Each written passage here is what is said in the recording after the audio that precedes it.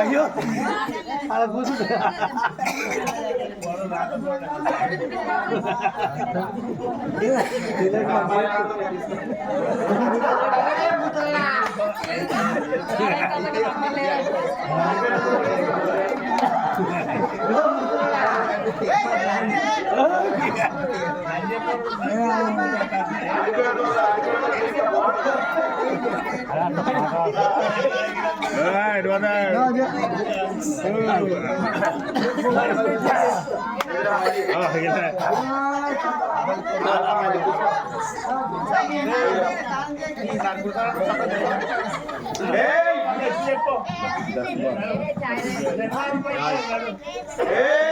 మాట్లాడు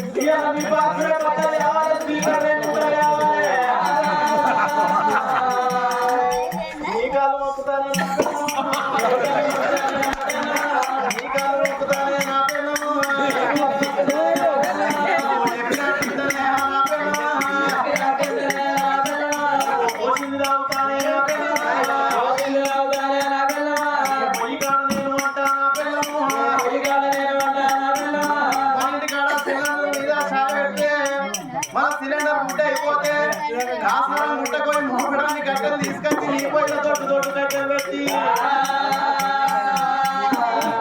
ఇది సరికాలం దినమాయ పొలం పొయ్యి అంటుకోకపోతే ఇక మన్నిటి కాడ గొట్టం పిలువ పట్టింది మల్లయ్య గొట్టం బట్టి మల్లయ్య గొట్టం బట్టి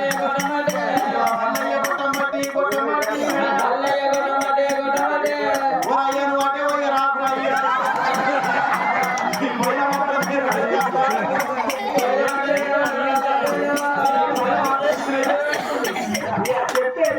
నువ్వు అటే పోయి రాకు నువ్వు ఎట్లా అంటే కట్లే ఏమండి చెప్పినా తింటావా పోతుంది తాగుతావా ఇగో పోయిన కట్టెలు పెట్టమంటే కట్టెలు పెట్టాలి రోజు రాత్రి 12కి 4 బల్ల కట్టెలు కొట్టాలి పల్ల అక్కడే గుద్దుకు కొడతానే కొట్టా కొట్టాలా నీకేం కొట్టేస్తుంది మళ్ళీ గమ్మతి గుద్దుతాడు ఆయన ఆయుష్ణం ఉన్నప్పుడు ఆగిందా మల్లయ్య పండు పసుపు కొమ్ములు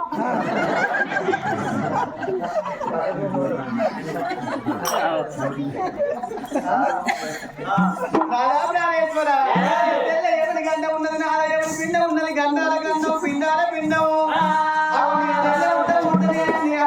పోతుంది రేపు నీ గంధమే ఉండదు నా గంధమే ఉండదు ఇవాళ ఊరల్ల గంధమే ఉండదు ఈ ఊరల్ల గంధ అంటే ఈ ఊరల్ల అంటే బిడ్డ పిల్లలు లేదు పీకినా పర్వాలేదు నా పాన బంధవత్తు గట్టి ఉండాలి నీ తెల్లని తీసుకుపోయి నీ తల్లి దగ్గర వాడేసి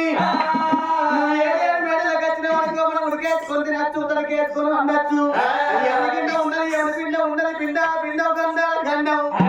తెల్లే రేపు రేపటికల్లా నా మనసు రేపు రేపటికల్లా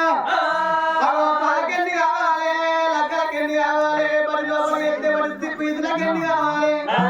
రాజ్యం పోతుంది దేశం పోతుంది ఎండి పోతుంది బంగారం పోతుంది కనే వయసు కాదా పెంచే వయసులో కూరగాయలు ఉంటారా రాజ్యం దేశం ఎండి బంగారం అంతా అని తెల్లగా పోయినాక మనకు పుట్టిన కూరగాయలకు మనం ఏం చూపిస్తాం నా భార్య చెప్పింది ఉన్నది మేము అనే వయసు లోపల మా తల్లిదండ్రులు అంటే మేము కాదన్నా అది ఎవరి గండ ఉన్నది ఎవరి పిండం ఉన్నది విద్య గురువు బుద్ధి గురువు పిల్లవేనా